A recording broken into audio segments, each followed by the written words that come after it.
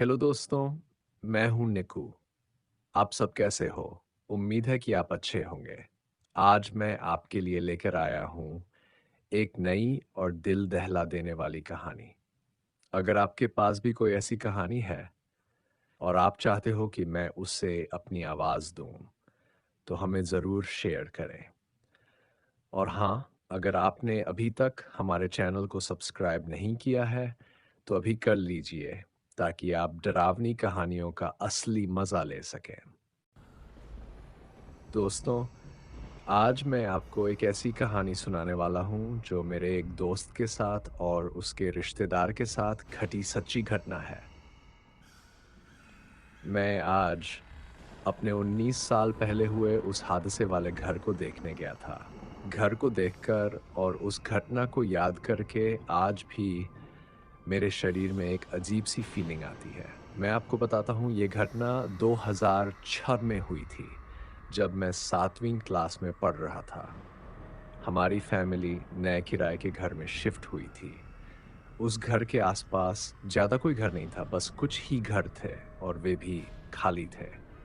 उस मकान का किराया बहुत कम था और घर बड़ा था। इसलिए पिताजी ने बिना ज़्यादा सोचे उस मकान को किराए पर ले लिया।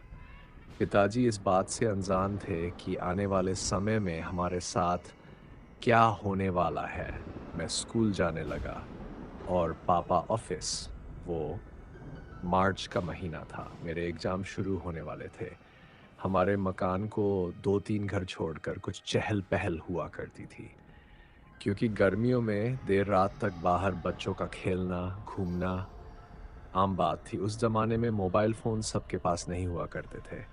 कुछ महीने सामान्य थे, पर जैसे ही गर्मी का मौसम गया और बारिश का मौसम आया, वैसी कुछ अजीब-सी घटनाएँ होने लगी।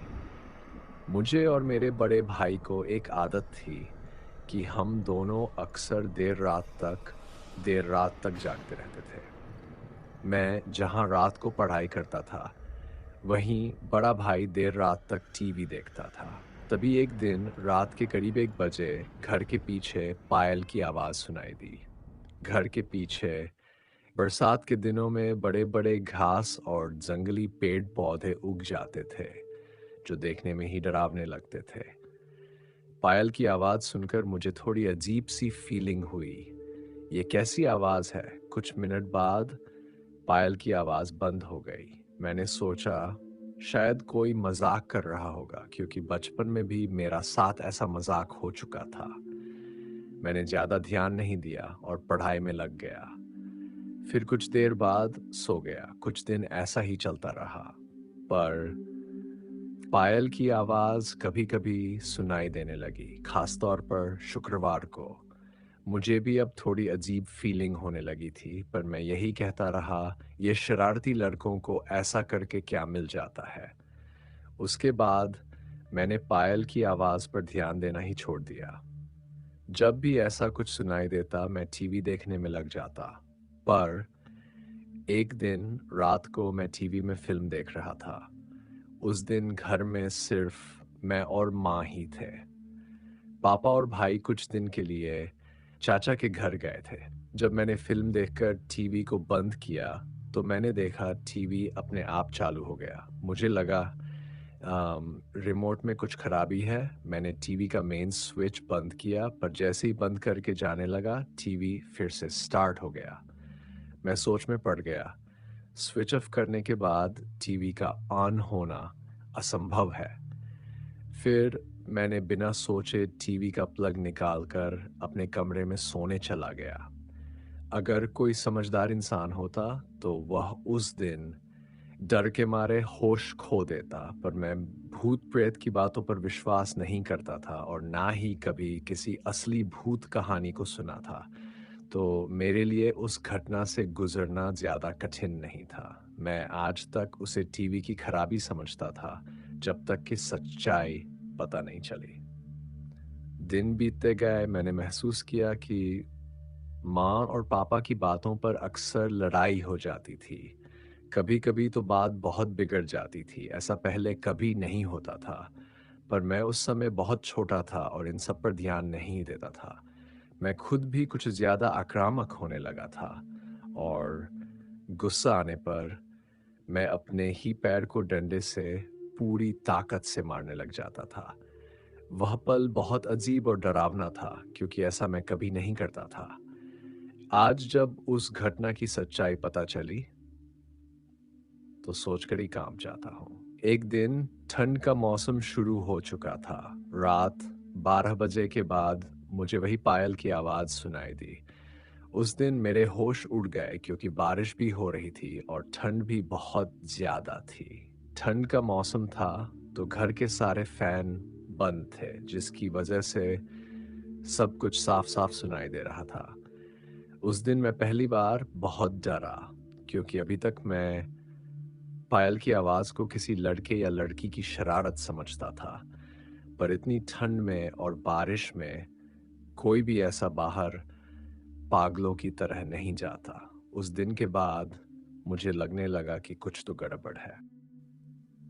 मैंने इन सारी घटनाओं को जो मेरे और फैमिली के साथ हो रही थीं, उस अदृश्य ताकत से जोड़कर देखने लगा।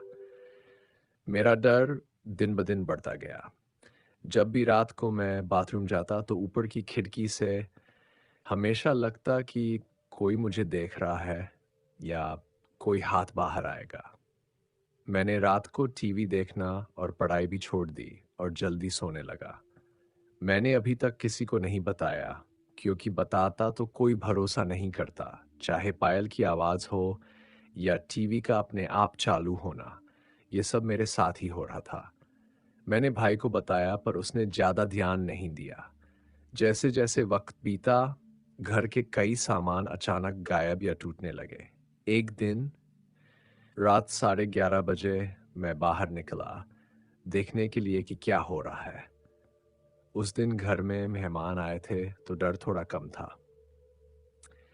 कुछ देर टहलने के बाद मैं अपने घर की छत पर देख रहा था। तभी मुझे एहसास हुआ, हमारे बगल वाले खाली घर की खिड़की मेरे लेफ्ट साइड की किसी ने खड़ा था। मैंने गौर किया, खिड़की तो बंद थी। मैं डर के मारे घर के अंदर भाग गया। उस दिन के बाद मैं कभी रात को बाहर नहीं निकला।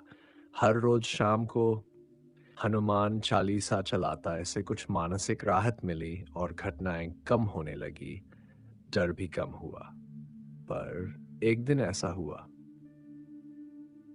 जिसकी मैंने कल्पना भी नहीं की थी। जनवरी का महीना था, माँ पापा गांव गए हुए थे। घर में सिर्फ मैं और भाई थे। मैं जल्दी खाना खाकर करीब 11 बजे सो गया। गहरी नींद में था तभी रात 2 बजे भाई के चिल्लाने की आवाज आई। भाई बोला, दरवाजे के पास कोई है? मैंने कहा, ठीक से देखो। कोई नहीं होगा, आपका भ्रम होगा। पर भाई बोला, नहीं, अभी भी कोई है। मैं तुरंत लाइट ऑन किया पर वहाँ कोई नहीं था। हम दोनों बहुत डर गए, खासकर मैं क्योंकि ये अब मेरे साथ ही हो रहा था। पर अब भाई भी अदृश्य ताकत को महसूस करने लगा।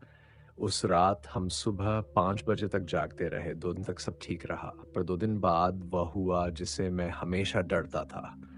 मैं सो रहा था, तभी अजीब-सा एहसास हुआ और आँख खुल गई। मैंने महसूस किया खिड़की के पास कुछ है। मैंने आंखें बंद करके चादर ओढ़ ली। पहले भाई को आवाज लगाने की कोशिश की, पर आवाज नहीं निकली। कुछ ही देर बाद मैंने महसूस किया कोई बहुत भारी चीज मेरे ऊपर बैठी हुई है। मैं पीठ के बल लेटा था, डर के मारे रोते हुए चिल्लाने की कोशिश की पर आवाज नहीं निकली। ऐसा लग रहा था कोई मुझे दबा रहा है कि मैं हाथ पैर हिला नहीं सकता और आवाज नहीं निकाल सकता। वह दबाव बहुत अजीब और डरावना था। कुछ पल ऐसा लगा कि अब मैं जिंदा नहीं बच पाऊंगा। बहुत कोशिश करने के बाद मैं कुछ नहीं कर पाया और अंत में बेहोश हो गया। अगली सुबह 11 बजे उठ उठा। ऐसा लगा जैसे किसी अंधकार जगह से आया हूँ। रोशनी मेरी आंख पर पड़ी तो आंखों से आंसू आ रहे थे और शरीर में कोई ताकत नहीं थी। मैंने रात की घटना सारा कुछ भाई को बता दिया। भाई अब मेरी बातों को गंभीरता से लेने लगा। माँ पापा घर आए और मैंने सारी घटना दैट्स और पायल की आवाज के बारे में बताया। माँ पापा ने भी गंभीरता से लिया। उन्होंने पिछले महीनों की अजीब घटनाओं को समझा, फिर बिना सोचे किराए का मकान छोड़ने का फैसला लिया। लेकिन पहले पापा ने मकान में पहले कौन रहता था और घटनाओं के पीछे का कारण जानना चाहा। पड़ोसी से पूछा, लेकिन किसी ने सही जवाब नहीं दिया। मकान मालिक ने पहले ही सभी को चुप रहने को कहा था। फिर एक अंकल मिले जो पुराने निवासी थे। उन्होंने बताया, हमारे घर के पीछे एक लड़की की लाश मिली थी, लेकिन पता नहीं चला कि उसने खुदकुशी की थी या मर्डर। जिस घर में हम रहते थे वहाँ खान अंकल रहते थे, अपनी फैमिली, 3 बेटे और 2 बेटियों के साथ। ये सारी घटना 6 साल पहले हुई थी। तब से कोई किराएदार नहीं रहा, मकान खाली पड़ा, आसपास के मकान भी खाली रहे। उस दिन पता चला मकान मालिक इतने सस्ते में क्यों ये मकान पापा को किराए पर दिया। उस दिन के बाद से हम मकान छोड़कर चले गए। आज 19 साल बाद जब मैं फिर उसी घर को देखने गया तो पूरा इलाका सुनसान था। घर के पीछे अजीब भयानक जंगल बन चुका था, जल बन चुका था। अब वहाँ लोग नहीं रहते, अधिकांश मकान टूट चुके। पर वह घर जिसमें हम रहते थे और आसपास की खाली मकानें आर के रूप में है, आज पता नहीं चला वह घटना क्यों हुई। दोस्तों, आप बताएं, आपको क्या लगता है उस लड़की के साथ और खान अंकल और फैमिली के साथ क्या हुआ होगा? इस कहानी से हम किसी प्रकार का अंधविश्वास फैलाना नहीं चाहते। मुख्य उद्देश्य आपको जागरूक करना, हानि सच्ची घटना पर आधारित है। हमारी सलाह, आप भले ही भूत प्रेत में विश्वास न करें, लेकिन इसे हल्के में कभी न लें। ऐसे जगहों पर जाने से बचें जहां भूत प्रेत या आत्मा की बातें प्रचलित हों, क्योंकि कुछ आत्माएं ऐसी भी होती हैं जो एक बार आपके पीछे लग जाए तो जहां भी जाए आपका पीछा करती है।